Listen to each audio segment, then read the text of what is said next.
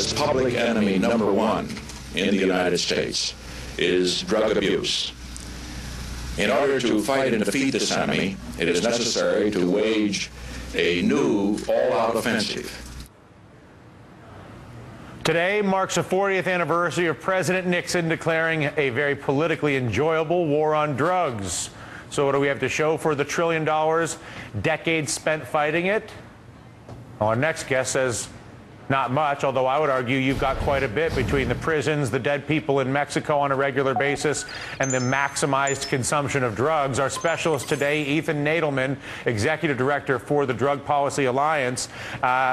What have been the benefits and costs of the drug war by your assessment, Ethan?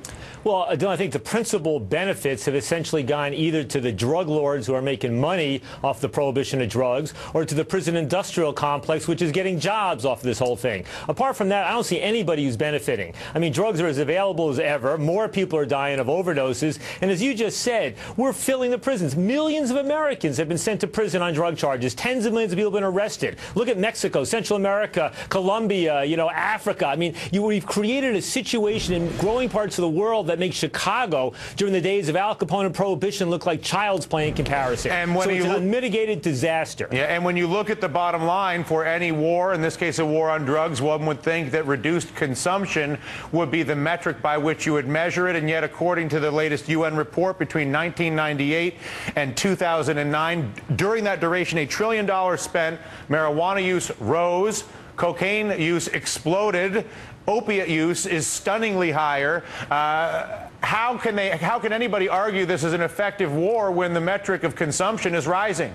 Well, I'll tell you something, Dylan. They fail. The drug warriors fail by their own metric, which is the one you described. I would say that's not even the most important metric. What I want to know is how many people are dying of overdoses, how many people are getting drug-related HIV or Hep C, how many people are being unnecessarily incarcerated, how much are we putting money into the black market, how much are we diverting money from education and health care and positive investments towards building the biggest prison system in the history of democratic societies. So there is no criteria by which this war on drugs ends up being productive or beneficial. Crystal, go ahead.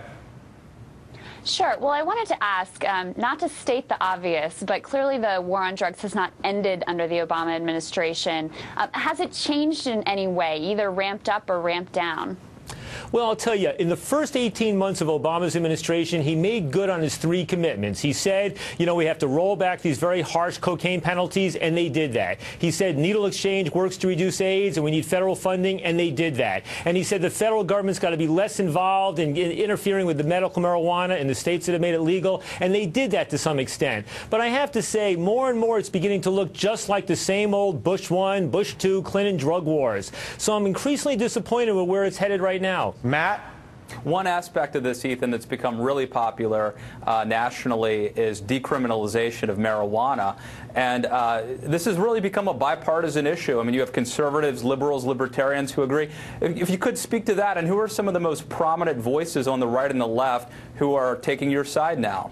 Yeah, well, what you see, Matt, is that, it's a strange situation where, on the one hand, 800,000 people, Americans, were arrested for marijuana last year, and over 90% of those were for possession, maybe a joint. And that's half of all the drug arrests in the country.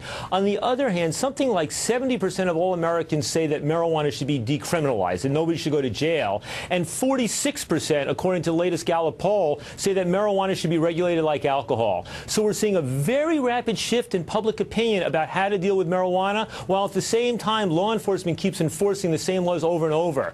As for the left, right, middle thing, I mean, I'll tell you, it's really remarkable because, in the old days it was William Buckley and Milton Friedman on the right and the ACLU on the left, but I just came from the National Press Club, Jesse Jackson and Charlie Rangel. People who were champions of the drug war 10, 20 years ago are now standing up and calling for drug policy reform. Grover Norquist of Americans for Tax Reform and David Keene and people on the right are on the same side. I mean, if ever there was a strange bedfellows issue, this is it. Dogs and cats sleeping together. Torrey, go ahead. Ethan, do you want to see all drugs legalized so anybody can do whatever they want the same way we can drink any kind of liquor we want?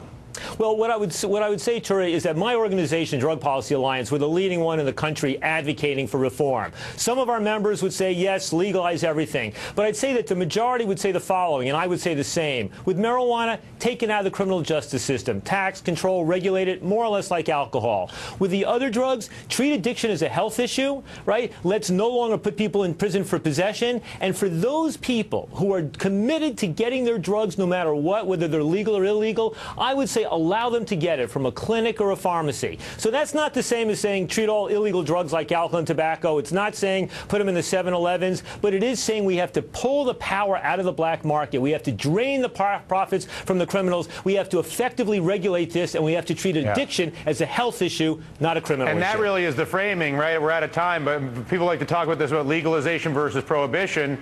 When it comes to drug consumption, it's a question of public health versus criminality. Everybody would like to see lower drug consumption. The question is the more effective way to do it through the public health means as opposed to the criminal justice system. Ethan, it's a pleasure to see you. Thank you very much for the time this afternoon. Crystal, Matt, have a great weekend, you guys. Thank you very much for playing. Thanks, Dylan. Torrey sticks around. He's going to do a rant for us. And next, how about